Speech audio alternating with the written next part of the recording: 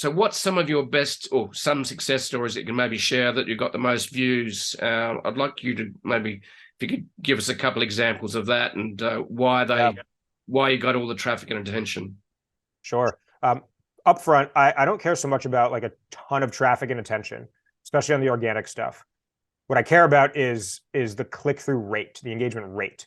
Yep. If we get 1 million eyeballs and only 100 people clicked through and like became a customer or even a lead, well, that's a pretty small engagement rate. And it's much harder to get 1 million eyeballs now. It's like it's almost just requires luck when you're early on for a newer brand.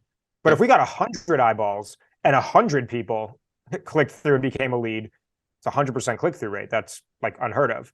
But at the end of the day, you still ended up with 100 leads. Yep. So I look for niche, high quality potential leads. So I mean, at this point, I'd say the most my clients' videos have popped off is in the range of 30 to 100,000 views. Nothing outrageous. A typical one will land somewhere between like 5 and 10,000 views on a TikTok or Instagram. TikTok's very unpredictable. I mean, we had one the other day that hit 13,000 views and we only had 100 followers on the account, and it brought us another like couple hundred followers in like an hour. So I go with that one. But to give some context, it's funny because when I set out to do this, I was under the impression of we want to use content to maximize leads and all that. How are we going to track the ROI on this? It's really hard, and I wasn't really sure, and I was quite frankly kind of scared, and still am always scared about like, are we really going to be able to track how a TikTok video turns into booked revenue down the line? Here's what's really interesting, though, that we started to find with a couple of clients, about 3 of them.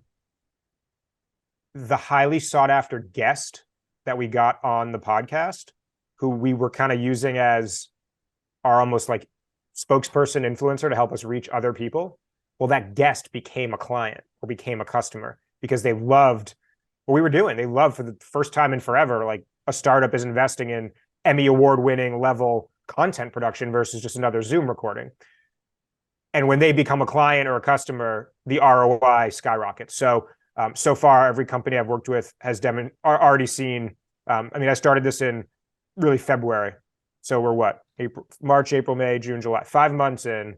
I'm really bad at simple math, so I had to count it on my hand. We're 5 months in, and the clients that are seeing great success after about 3 months are already seeing an ROI of about 5 to 10x on what they're spending with me and my team, based off of that, which is like the guests on the podcast are becoming customers.